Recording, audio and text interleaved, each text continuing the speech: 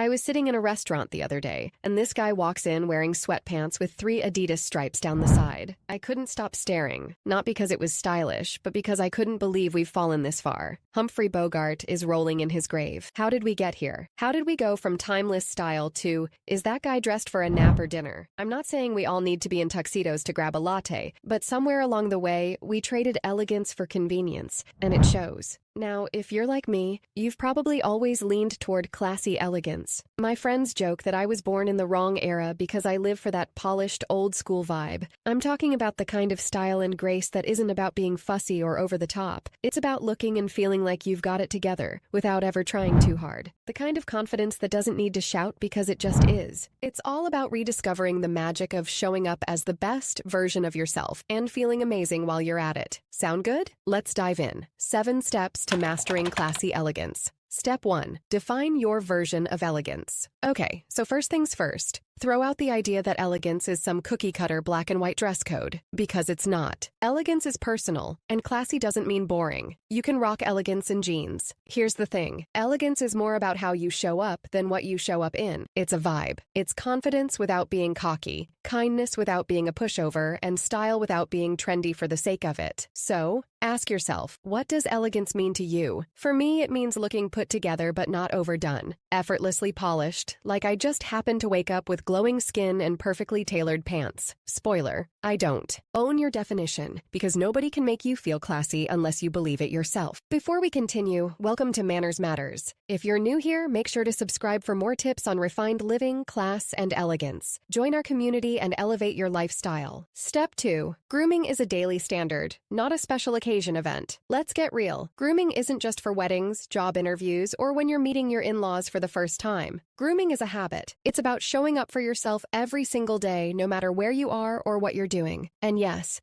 even if you're working from home in your living room, I can't play piano in the same hoodie I just vacuumed the floors in. It feels off. Grooming and dressing well, even if you're not leaving the house, sets the tone for how you show up in your own life. Think about it this way. When you're put together, you carry yourself differently. You feel more confident, more intentional, even if the only person witnessing it is your cat. Staying in pajamas all day might sound tempting, until it starts affecting how you feel about yourself. There's a reason look good, feel good is a thing.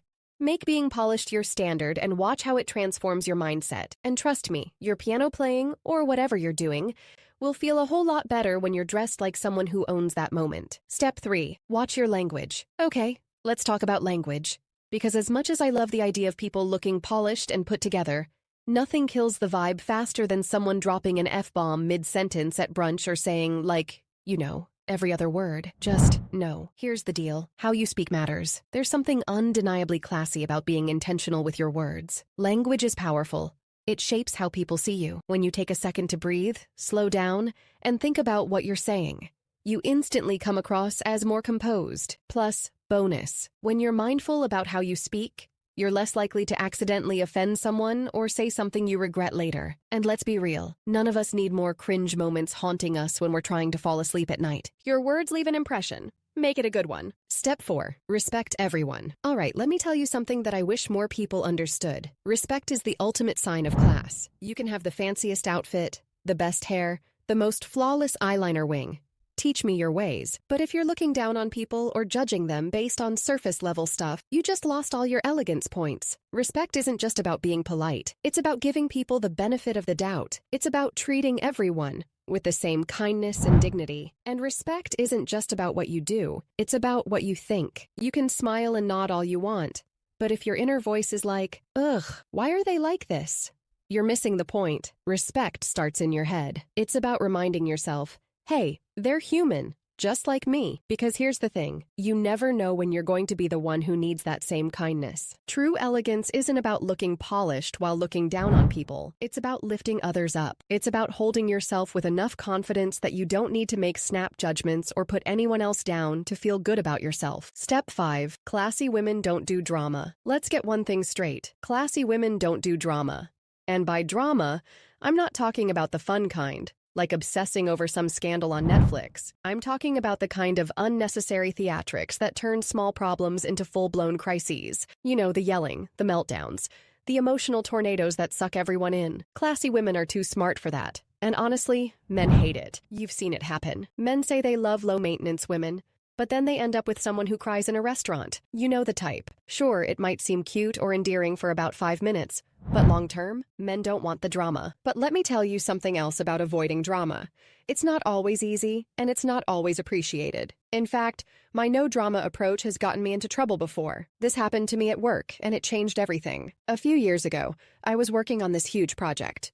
Well, guess what? Something went wrong. Big time. The office turned into a panic zone. People pacing, frantic emails flying, and keyboards practically smoking. And then there was me. I didn't panic. My brain went straight to, all right, how do we get this back on track? I thought I was doing the right thing. Apparently not. A couple of hours later, my boss pulled me aside and said, "You don't seem very concerned about this situation. Do you even care about what's happening?" And I just stood there, stunned. I wanted to say, "Are you kidding me? Of course I care. That's why I'm not running around like a chicken with its head cut off.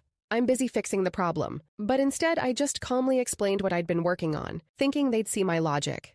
Spoiler alert, they didn't. From that moment on, our relationship was never the same. My boss seemed to take my calmness as a personal insult, like I was being cold or dismissive. Meanwhile, the people who were panicking and making a huge show of their stress, they got all the sympathy and pats on the back. And that's the irony of it, isn't it? Step 6. No jealousy, ever. Jealousy is like that toxic little voice in your head. It eats away at your confidence, clouds your judgment, and, let's be honest, makes you look small. I've seen people spiral into full-blown insecurity because their partner so much as glanced at someone else, or because their friends seem to have perfect relationships. And here's the truth. Nothing kills trust and connection faster than jealousy. If you're constantly accusing your partner of things they haven't done, or comparing your relationship to others, it's exhausting for both of you. The same applies to friendships. Have you ever met with your friend only to see she has yet another designer handbag and immediately felt annoyed? Like, must be nice to have that kind of life. And here's a little secret. People notice when you're jealous. Whether it's that passive-aggressive comment you didn't think they'd catch, or the way your smile doesn't quite reach your eyes, jealousy is hard to hide. And when people see it, it doesn't make them think, "Wow, I'm so flattered that they're envious." It makes them think, "Yikes. That's not the energy you want to put out into the world." Step 7. It's all about balance. Life is a dance, not a checklist. And the key to mastering it is knowing when to push, when to pause, and when to pivot. Elegance, whether it's in how you dress, speak, handle stress, or deal with others, is all about finding that sweet spot. Not too much, not too little, just right. Some days you'll nail it, and some days you'll trip. The key is to keep moving, keep growing, and keep finding balance. So, have your pajama day when you need it, but don't let it turn into a pajama week. Stay calm under pressure, but let people see that you care.